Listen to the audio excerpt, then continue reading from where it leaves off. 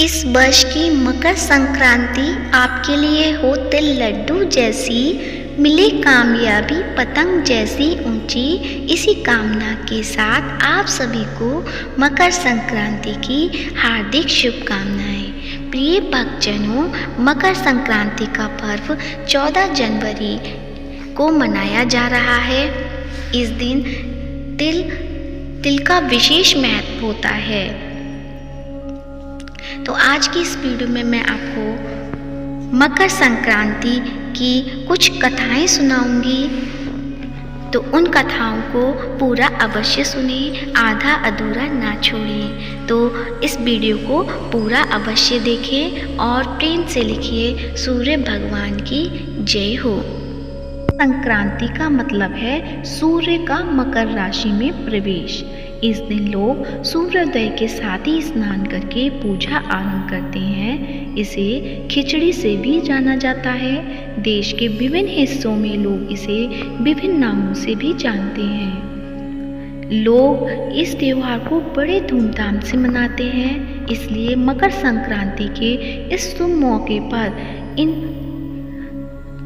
इन कथाओं को आप पूरी श्रद्धा भाव से अवश्य सुने। तो सबसे पहले सुनते हैं धर्मराज जी की कहानी। एक गांव में एक बुढ़िया रहती थी। वह खूब व्रत पूजन करती थी। जब उसकी उम्र पूरी हो गई तो उसे एक दिन यमदूत उसे लेने आए और वह उसके साथ चल दी। रास्ते में चलते चलते एक गहरी नदी आई तो यमदूत ने उससे पूछा कि माई, तुमने गोदान किया है या नहीं। बुढ़िया ने तुरंत पूरी श्रद्धा से गाय का ध्यान किया और गाय उसके समक्ष आ गई। फिर बुढ़िया उस गाय की पूंछ पकड़कर नदी आसानी से पार कर गई। कुछ देर बाद उसके रास्ते में काले कुत्ते आ गए। तब यमदूत ने कहा कि कुत्तों को खाना दिया था या नहीं। बुढ़िया ने फिर कुत्तों का ध्यान किया तो वे रास्ते से चले गए। बुढ़िया फिर से आगे बढ़ने लगी। तब उसके रास्ते में कौए आ गए और उन्होंने उसके सिर में चोंच मारनी शुरू कर दी। तो यमदूत बोले कि किसी ब्राह्मण की बेटी के सिर में तेल लगाया था या नहीं। बुढ़िया ने फिर ब्राह्मण की बेटी का ध्यान किया तो कौए वापस चले गए। कुछ आगे बढ़ने पर बुढ़िया के पैर में कांटे चुभने शुरू हो गए। यमदूत बोले कि खड़ाओं का दान किया है या नहीं। बुढ़िया ने उनका ध्यान किया तो खड़ाओं उसके पैरों में आ गईं। बुढ़िया फिर आगे बढ़ी तो फिर चित्रगुप्त जी ने यमराज से कहा कि आप यहाँ किसे लेकर आ गए हो। तब यमराज जी बोले कि बुढ़िया ने दान पुण्य तो बहुत किए हैं, लेकिन उन्होंने अपने जीवन में धर्मराज जी के लिए कुछ नहीं किया, इसलिए आगे के द्वार इनके लिए बंद हैं। धर्मराज जी की सारी बात सुनने के बाद बुढ़िया बोली कि आप मुझे सिर्फ 7 दिन के लिए धरती पर वापस भेज दें। मैं पूरी श्रद्धा से धर्मराज जी का व्रत और उद्यापन करके वापस यहाँ लौट आऊँगी। यमराज ने उन्हें धरती पर वापस भेज दिया। बुढ़िया अपने गांव आ गई और गांव वालों ने उसे भूतनी समझकर अपने घर के दरवाजे बंद कर दिए। जब वह अपने घर गई तो उसके बेटे बहू ने भी डर के मारे दरवाजे बंद कर दिए। बुढ़िया ने कहा कि मैं भूतनी नहीं हूँ, मैं तो धर्मराज जी की आज्ञा से सिर्फ 7 दिन के लिए धरती पर वापस आई हूँ। इन 7 दिनों में मैं धर्मराज जी का व्रत और उद्यापन करूँगी, जिससे मेरे लिए परलोक के रास्ते खुल जाएंगे।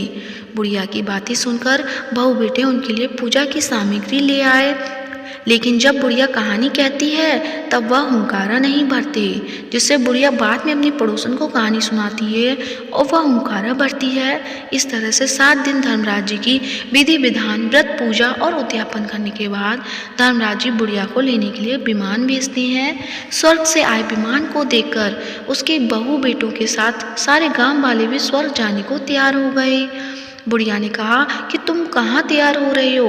मेरी कहानी तो सिर्फ मेरी पड़ोसन ने सुनी है, इसलिए वही मेरे साथ जाएगी। तब सारे गांव वाले बुढ़िया से धर्मराज जी की कहानी सुनाने का आग्रह करने लगे। तब बुढ़िया उन्हें भी कहानी सुना देती है। कहानी सुनने के बाद गांव वाले सभी लोग विमान में बैठकर स्वर्ग जाते हैं। तो धर्मराज जी कहते हैं कि मैंने तो विमान केवल बुढ़िया को लाने के लिए भेजा था। तब बुढ़िया माई ने कहा कि हे धर्मराज जी, मैंने अपने जीवन में जो भी कुछ पुण्य किए हैं उसमें से आधा भाग मैं आप गांव वालों को देना चाहती हूँ। इस तरह से धर्मराज जी ने ग्रामवासियों को भी स्वर्ग में जाने दिया। हे धर्मराज महाराज, जैसे आपने बुढ़िया और उसके गांव वालों के सभी लोगों को स्वर्ग में जगह दी, उसी तरह हमें भी देना। साथ ही कहानी सुनकर हुंकारा भरने वालों को भी और कहानी कहने वालों को भी परलोक में जगह देना। धर्मराज महाराज की जय हो। यमराज महाराज की जय हो। अब सुनते हैं पोपाबाई की कहानी। किसी गांव में एक भाई बहन रहते थे। भाई की शादी हो गई थी, लेकिन उसकी बहन की शादी नहीं हुई थी। बहन का नाम पोपाबाई था। पोपाबाई हमेशा व्रत और नियम करती थी। उस दिन उसके भाई भाभी ने उससे शादी के लिए कहा, तब उसने शादी के लिए मना कर दिया।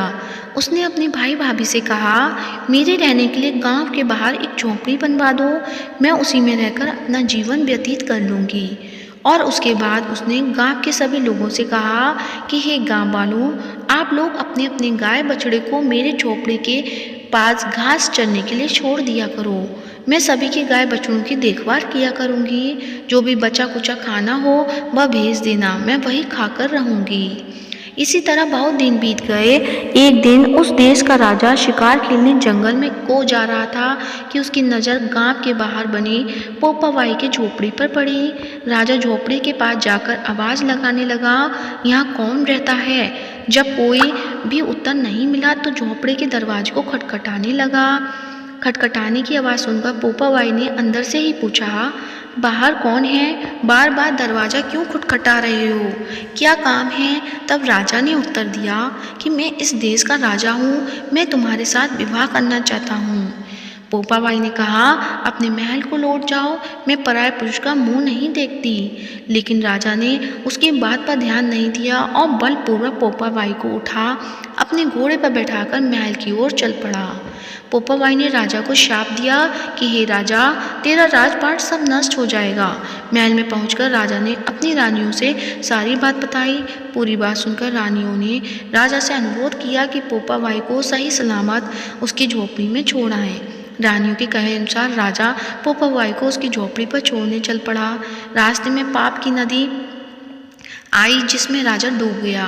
पोपाबाई मृत्यु के बाद धर्मराज के दरबार में पहुंची। वहां धर्मराज ने उसे स्वर्ग का राज दिया। किसी गांव के एक सेठ सेठानी की मृत्यु हुई। वे दोनों मृत्युलोक से स्वर्ग लोक को आए, लेकिन स्वर्ग का दरवाजा बंद पड़ा था। उन दोनों ने धर्मराज जी से स्वर्ग का द्वार खोलने के लिए विनती की। तब धर्मराज ने कहा कि इस पर पोपाबाई का राज है। सेठ सेठानी का कहा कि हम पोपाबाई को नहीं जानते। तब धर्मराज ने कहा कि मैं तुम दोनों को 7 दिन के लिए मृत्युलोक में भेजता हूँ। वहाँ जाकर 8 खोपड़ा से राई भरकर 5 कपड़ा ऊपर रखकर कहानी सुनना और उद्यापन करना और इस प्रकार कहना, राज है पोपाबाई का, लेखा लेगी राई राई का, बोलो पोपाबाई की जय हो। अब सुनते हैं धरती माता की कहानी। तो प्रेम से बोलिए धरती माता की जय हो। एक माँ थी, उसकी एक बेटी व एक बेटा, दोनों छोटे छोटे थे। माँ गरीब थी, वह मजदूरी करके अपना गुजारा चलाती थी। धीरे धीरे बच्चे बड़े होने लगे, बेटी शादी के योग्य होने लगी। माँ बूढ़ी हो गई। माँ ने बेटे से कहा, बेटा तेरी बहन बड़ी हो गई है, अतः तुम्हारे जैसा घर भर देखकर उसकी शादी करना। ऐसा कहकर माँ ने कुछ दिनों में मर गई। भाई गांव गांव घूमा, लेकिन बहन के योग्य कोई वर नहीं मिला। वह घूम घूम कर थक गया। बैठे बैठे उसने सोचा कि मैं ही इससे शादी कर लूँ। ऐसा सोचकर वो चुनरी और सामान लाया। बहन ने कहा, यह सब सामान क्यों लाया है भाई? भाई बोला, तेरी शादी है। मोहल्ले वालों ने बहन से कहा कि तुम्हारा भाई ही तुमसे शादी कर रहा है। बहन ने भाई से पूछा कि मेरी शादी किससे कर रहे हो? भाई कुछ नहीं बोला तो बहन समझ गई। उसने एक लोटा लिया, चुनरी ली और चप्पल पहनकर जंगल में रवाना हुई। गाय के ग्वालों ने पूछा, वन में क्यों जा रही हो? वह कुछ नहीं बोली। वन में जाकर धरती माँ को पुकारने लगी। बोली, हे माँ, तुम मेरी लाज रखना, नहीं तो अन्याय हो जाएगा। मैं क्या करूं? मुझे अपनी गोद में ले लो, नहीं तो यहाँ पर मर जाऊंगी। धरती माँ फटी तो बहन ने एक तरफ लोटा, चुनरी, चप्पल रख दिए और वह धरती में जाने लगी। इतने में दौड़ता हुआ भाई वन में आया और ग्वाला से पूछा कि उसकी बहन किस तरफ गई है। ग्वालों ने कहा, तेरी बहन उधर गई है। वह बहन बहन पुकारता हुआ दौड़ा तो बहन धरती माँ के अंदर समा रही थी। थोड़े बाल बाहर दिख रहे थे। उसने बहन के बाल मुट्ठी में पकड़े और रोने लगा, बहन तू सत के लिए धरती माँ की गोद में समा गई। मेरी बुद्धि भ्रष्ट हो गई थी। माँ का वचन निभाने के लिए मेरे जैसा कोई वर नहीं मिला, इसलिए ऐसा विचार आया। पर धरती माँ ने सत्य के लिए बेटी को अपने में समा लिया। जो बाल बाहर थे वो दोब हो गई। इसलिए औरतें कहानी सुनती हैं और लोटा, चप्पल, चुनरी एक बर्तन में हरे मूंग, एक लड्डू कुंवारी कन्या को देंगी। उसको धरती माता सुखी रखेंगी। तो प्रेम से बोलिए धरती माता की जय हो। अब सुनते हैं राई दामोदर की कहानी। दो माँ बेटियाँ थीं। बेटी का नाम राई था। वह बहुत सुंदर व सुशील थी। भगवान कृष्ण की पक्की भक्त थी। एक बार भगवान कृष्ण उसकी परीक्षा लेने हेतु डांसिया बेचने वाले बनकर आए और आवाज़ देने लगे। आवाज़ सुनकर राई अपनी माँ से बोली, मुझे भी डांसिया चाहिए। माँ ने पैसे कहा कि लाऊं, बाजरी है वो ले जा। बाजरी के भगवान ने फूंक मारी तो फूस उड़ के राई की आंख में गई। राई जोर जोर से रोने लगी। भगवान वहाँ से अंतर्ध्यान हो गए। वैद्य का रूप धारण कर वहाँ आ गए और आवाज़ देने लगे। राई की माँ बाहर आई और बोली, वैद्य जी मेरी बेटी की आंख फुस गिर गया है, उसे निकाल दो। भगवान बोले, अगर मैं फुस निकालूं तो उसका विवाह मेरे साथ करना पड़ेगा। राई की माँ तैयार हो गई, सगाई कर दी। कार्तिक शुक्ल 11 के दिन विवाह निश्चित किया। माँ सोचने लगी, बेटे को क्या दूंगी। सोने की दुकान पर जाकर बोली, मेरी राई के लिए लौंग व बिछिया गढ़ दे। सुनार बोला, मुझे समय नहीं है, मैं तो कृष्ण भगवान के गहने गढ़ रहा हूँ। हलवाई वो बढ़िया वो जहाँ भी गई उसको यही जवाब मिला, माँ तो घर आ गई, अब क्या करे। वो घर आई, झोपड़ी महल में बदल गई। आनंद हो गया। ठाठ से विवाह की तैयारी होने लगी। भगवान बारात लाए। माँ ने खूब ठाठ से राई का विवाह भगवान कृष्ण के साथ कर दिया। भगवान राई को लेके द्वारका गए तो राई के महल में ही रहने लगे। दूसरी रानियां चिढ़ने लगी। सावन में राई पीहर गई। भगवान ने सोचा, राई के तीज भेजूं। 7 जरी के बेस व 5 सोने के गट्टे रखे। 2 हंसों को बुलाया व बोले, सीधे राई के पीहर जाना, कहीं मत रुकना।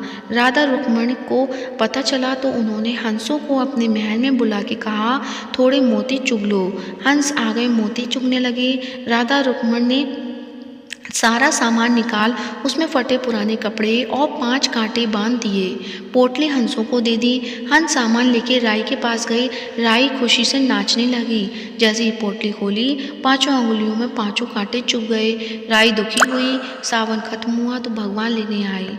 राई भगवान से बोली, नहीं भगवान, आए तो राई दूर दूर हो जाए।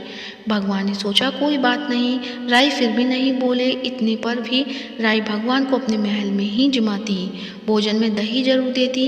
एक दिन भगवान बिल्लो गाना के दही खा गए। अब राई दही कहाँ से रखे। भगवान गुजरी बनकर दही बेचने आ गए। राई नीचे जाकर बोली, थोड़ा दही दे दो। गुजरी रूपी भगवान बोले, राई तुम उदास क्यों हो, हमने सुना आप भगवान से नाराज हैं। राई बोली, तुझे क्या मतलब है, तू जा। तो गुजरी रूपी भगवान बोले, हम सहेली जैसी हैं, तो हम की बात कहो, मैं किसी को नहीं कहूँगी। राय ने सारी बात कही। सुनते ही भगवान को अचंभा हुआ और वे असली रूप में आ गए और बोले, ये कैसे हुआ, मैं तो जरी बेस व सोने के गट्टे भेजे थे। भगवान ने हंसों को बुलाकर पूछा, तुम कहीं रुके तो नहीं। हंस बोले, राधा रुक्मण के महल में रुके और कहीं नहीं रुके। भगवान ने राधा रुक्मण को बुलाया और पूछा, आपने ऐसा क्यों किया। वो बोली, आप हमारे महल नहीं पधारे, इसलिए हमने ऐसा किया। भगवान बोले, आप हमको प्रेम से बुलाते तो हम जरूर आते। फिर भगवान बोले, कार्तिक का महीना राई को दूंगा, 5 दिन पछतिया राधा रुक्मण को व 11 सत्यभामा को दूंगा। भगवान ने सबको मान दिया है। भगवान राधा रुक्मण राई को मान दिया, वैसे सबको देना। घट्टी को पूरी कर जो, पूरी का प्राण छोड़ दो, भूल चूक माफ करो। बोलो राई दामोदर की जय हो। अब सुनते हैं पथवारी माता की कहानी। तो प्रेम से बोलिए पथवारी माता की जय हो। एक बार पथवारी माता पाल और बिनाई जी में झगड़ा हो गया। सब आपस में स्वयं को बड़ा बताने लगे। इतने में एक ब्राह्मण का लड़का आया। पाल पटवारी गजानन जी ने उसे रोका और कहा, लड़के रुक जा और हमारा न्याय कर। लड़का बोला, मैं कल वापस आऊँगा तब न्याय करूँगा। घर आकर लड़के ने माँ से कहा, माँ मुझे कल पाल पटवारी विनायक जी का न्याय चुकाना है। तो माँ ने कहा, बेटा सबको बड़ा बता देना। दूसरे दिन लड़का वहाँ गया और बोला, पाल माता आप बड़ी हो क्योंकि हर व्यक्ति आता है और स्नान ध्यान करके शुद्ध होकर जाता है और आप सबकी रक्षा करती हैं। हे पटवारी माता आप सबसे बड़ी हो, क्योंकि कितने भी तीर्थ ध्यान कर लें पर आपकी पूजा किए बिना उनका कार्य संपूर्ण नहीं होता। आप जीवित को भी तारती हैं और मरने के बाद भी उद्धार करती हैं। पटवारी माता पद की धारणी, इसलिए आप बड़ी हो। अब विनायक जी से लड़का बोला, सबसे पहले शुभ काम में आपको ही मनाया जाता है। आपको ध्याए बिना कोई काम सिद्ध नहीं होता, इसलिए आप बड़े हो। पाल माता, पटवारी माता, विनायक जी भगवान लड़के की चतुराई से प्रसन्न हो गए और बोले, लड़के तुमने तो हम सबको ही बड़ा कर दिया। उसको सुखी रहने का आशीर्वाद दिया और जौ के दाने उसके अंगोछे में डाल दिए। लड़का सोचने लगा, ये तो घाटे का सौदा रहा। सारा दिन खराब कर न्याय किया और इतने से जौ मिले। उदास मन से घर आकर अंगोछा एक कोने में डाल दिया। माँ ने अंगोछा उठाया तो उसमें से हीरे मोती बिखर गए। तो माँ बोली, बेटा न्याय करके क्या लाया है? लड़का बोला, माँ कोने में जो पड़ा है देख लो। माँ वहाँ गई, देखा हीरे मोती का ढेर लगाए, हीरे मोती जगमगा रहे हैं। माँ अत्यधिक प्रसन्न हुई। माँ ने बेटे को बुलाया और कहा, बेटा आज तो पाल माता, पटवारी माता, विनायक जी भगवान आज तो हम पर बहुत प्रसन्न हुए हैं। माँ बेटे बहुत प्रसन्न हुए। हे भगवान, जैसे पाल माता, पटवारी माता, विनायक जी भगवान ने लड़के को दिया वैसे सबको देना। कहानी कहते सुनते हुंकारा भरने वालों को सुख समृद्धि धन धान्य देना। तो प्रेम से बोलिए पाल पटवारी माता की जय हो। तो ये थी मकर संक्रांति पर सुनी जाने वाली कुछ कथाएं। कहानी कैसी लगी कमेंट बॉक्स में अवश्य बताएं और कमेंट बॉक्स में धर्मराज जी की जय हो, पोपाबाई की जय हो, धरती माता की जय हो, पाल पटवारी माता की जय हो, राई दामोदर की जय हो अवश्य लिखें। और साथ ही इस वीडियो को ज़्यादा से ज़्यादा लाइक करें, शेयर करें और साथ ही मायरा बॉयज़ चैनल को सब्सक्राइब करें। आप सभी का संक्रांति का पर्व खुशियों से भरे। धन्यवाद।